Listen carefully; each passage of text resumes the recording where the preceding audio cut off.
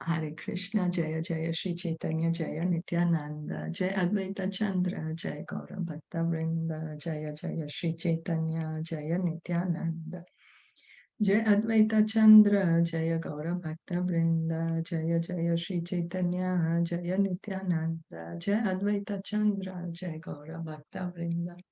We continue reading from Caitaniya Caritamta, Adi Leela, chapter 8.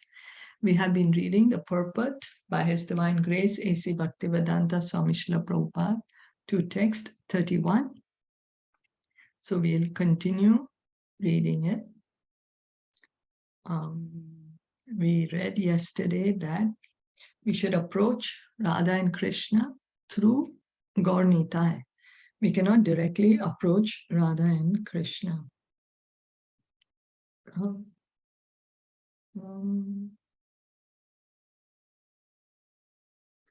So I think we just have this one.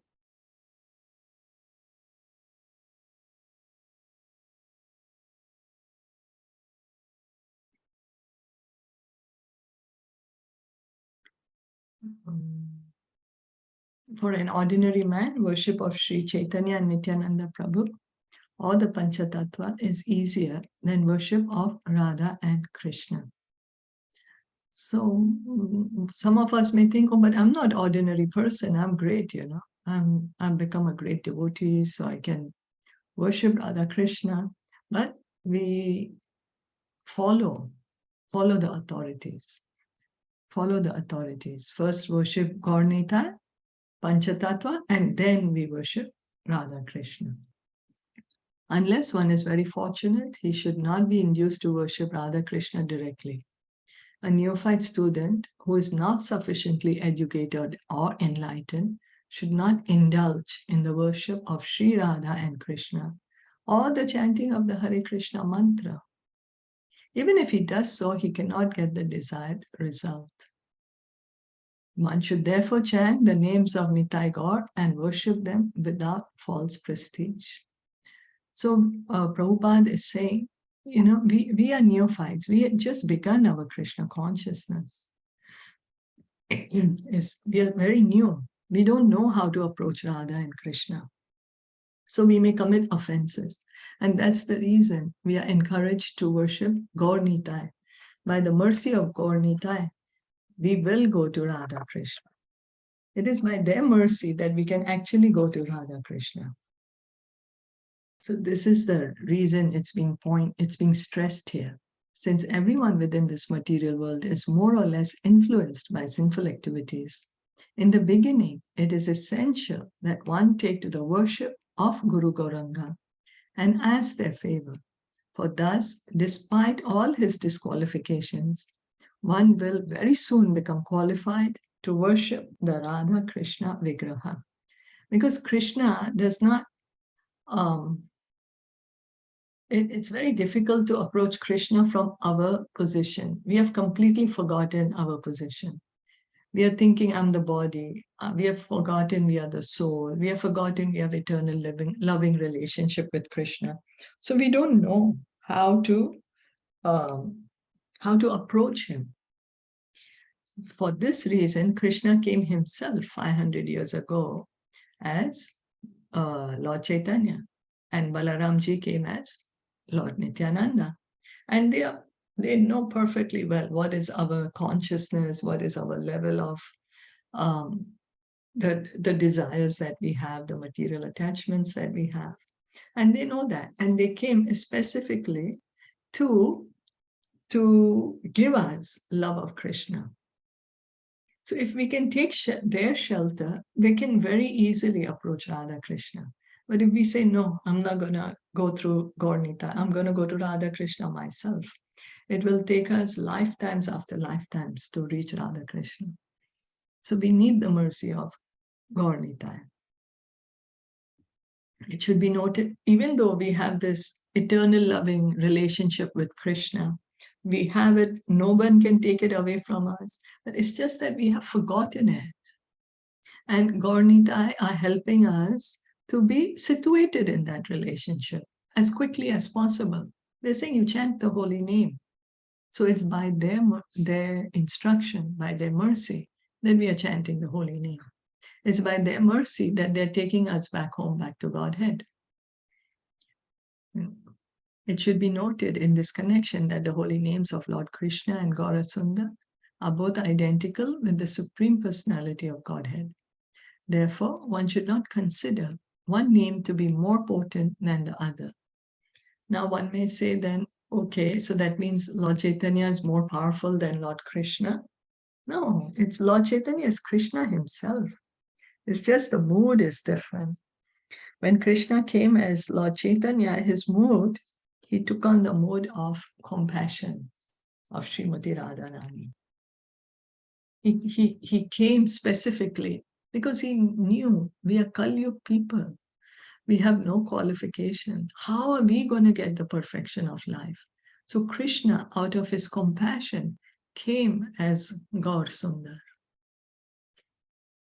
Considering the position of the people of this age, however, the chanting of Sri Chaitanya Mahaprabhu's name is more essential than the chanting of the Hare Krishna Mahamantra, because Sri Chaitanya Mahaprabhu is the most magnanimous incarnation and his mercy is very easily achieved.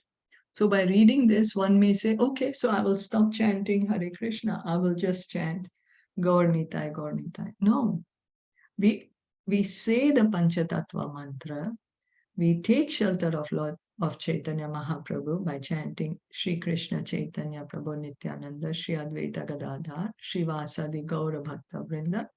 Then we chant the Maha Mantra, Hare Krishna, Krishna Krishna, Hare Hare, Hare Rama, Rama Rama, Hare Hare. By serving Gaur Nityananda, one is freed from the entanglements of material existence and thus becomes qualified to worship the Radha Krishna deity. So we approach Radha and Krishna through the mercy of Lord Chaitanya. We approach the Hare Krishna mantra by chanting the Panchatattva mantra. That is the idea. Then one may say, oh, why chant the Hare Krishna mantra? I just chant the Panchatattva mantra. No, but we follow the instructions given to us by Lord Chaitanya. And his instruction is, chant the Hare Krishna mantra. Why? All the scriptures say that in Kali Yuga, Hare Nam, Hare Nam, Hare Nam Eva Keva. In this age of Kali and hypocrisy, in this age of quarrel and hypocrisy, the only way to perfection is by chanting the holy names. There is no other way, no other way, no other way. So we follow. We don't manufacture anything new. We just follow. Text 32, Swatantra Ishvara Prabhu Atyanta Udar Tanre na bhajile kabu na hayanista. Sri Chaitanya Mahaprabhu, the independent Supreme Personality of Godhead, is greatly magnanimous. Unless one worships him, one can never be liberated. Shri Bhaktisiddhanta Saraswati Thakur here remarks that one should not give up the worship of Radha Krishna to worship Sri Chaitanya Mahaprabhu. By worshipping either Radha Krishna or Lord Chaitanya alone, one cannot become advanced. One should not try to supersede the instructions of the 6 Goswamis, for they are acharyas and very dear to Lord Chaitanya. So we have to see, how do we approach Lord Chaitanya? How do we approach Radha Krishna? How? By approaching the 6 Goswamis. So gradually we are going to be able to understand, oh, I'm not, what is my position? If we have to approach the king, and, in our position, we are layman. King does not know us. Or say the president of any country currently, president of India. If we were to contact him, we want to have a meeting with him, we have to know someone who knows someone who knows someone. We can't just pick up the phone and say, hey, Mr. President, I would like to have a meeting with you. He's not going to even pick up our phone call. We won't even have his number. We won't know how to reach him. So we know someone who knows someone who knows someone. That's how we approach. Similarly, Krishna is the greatest. How do we approach him? through Gaurnitai. How do we approach through Gaurnitai? Through the 6 Goswamis. Rupa Raghunatha Pade Haibe Akuti Kabe Hama Bujhaba Se Jugala Piriti. One must be a submissive student of the 6 Goswamis, from Srila Rupa Goswami to Raghunath Das Goswami. So these are the 6 Goswamis of Vrindavan, the followers of Lord Chaitanya Mahaprabhu. Lord Chaitanya specially sent them to Vrindavan to write so many of the bhakti books on bhakti, and also to establish the temples to also revive the many places of pastimes of Krishna. So not following the instructions, but imagining how to worship Gaura Sundar and Radha Krishna is a great offense, as a result of which one clears a path to hell. So we don't need to imagine anything. We simply follow the predecessor acharyas. We see how they act, we hear how they act, and we follow their instructions. We don't imitate them. If we say, oh, I saw how he acted, and so I'm going to imitate. No, that's a great fallacy. That's going to bring our ruin. We need to hear what they are saying and follow the instructions. That is the important point. So if one neglects the instructions of the 6 Goswamis and yet becomes a so-called devotee of Radha Krishna, he merely criticizes the real devotees of Radha Krishna. As a result of speculation, he considers Gaura Sundar to be an ordinary devotee and therefore cannot make progress in serving the Supreme Personality of Godhead, Radha Krishna. So because the pure devotees, they understand how we can appropriately worship Krishna, how we can properly approach him. They are telling us how to do. So we follow their instructions. We follow the instructions of the 6 Goswamis to understand the position of Lord Chaitanya, and understanding that he is Krishna himself. Okay. Ore mudaloka shuna Chaitanya Mangal, Chaitanya Mahima Yate Jani Pe Sakala. O fools, just read Sri Chaitanya Mangal. By reading this book, you can understand all the glories of Sri Chaitanya Mahaprabhu. Sri Vrindavan Das Thakur's Sri Chaitanya Bhagavat was originally entitled Sri Chaitanya Mangal.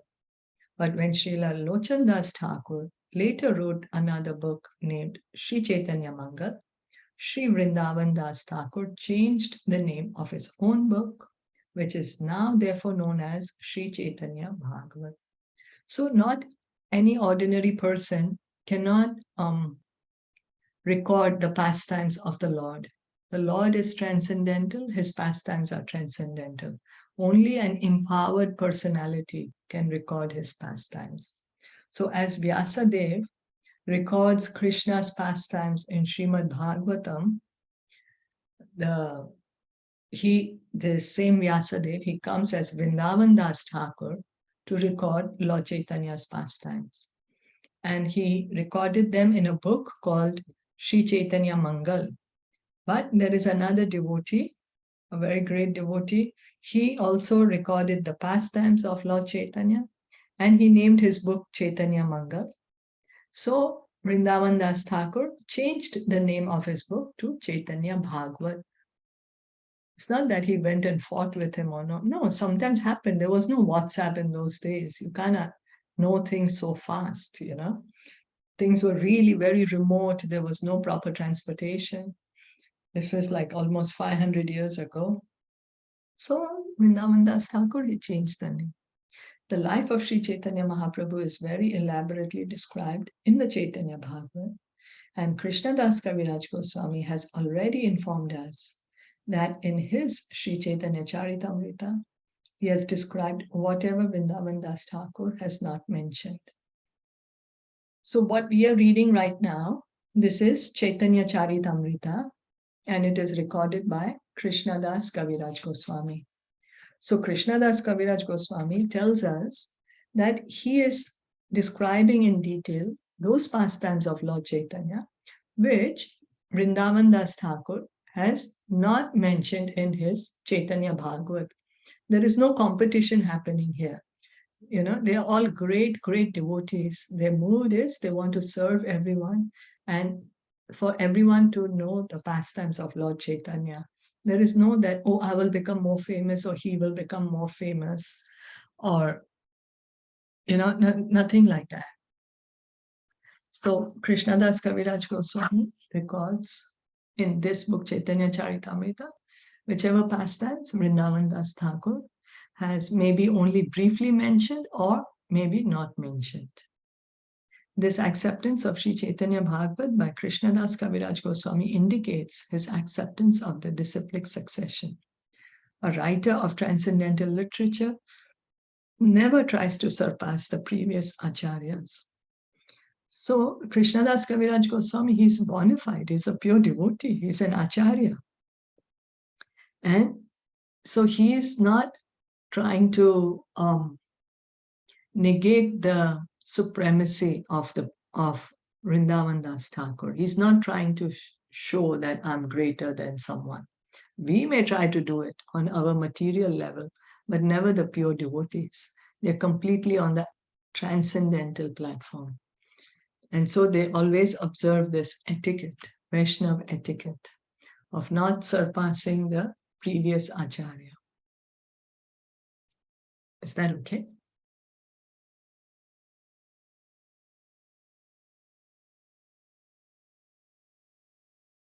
So we'll stop here. Chaitanya Charitamrita ki jai, Srila Prabhupada ki jai, Gaur Bhakta Vrinda ki jai. Hare Krishna.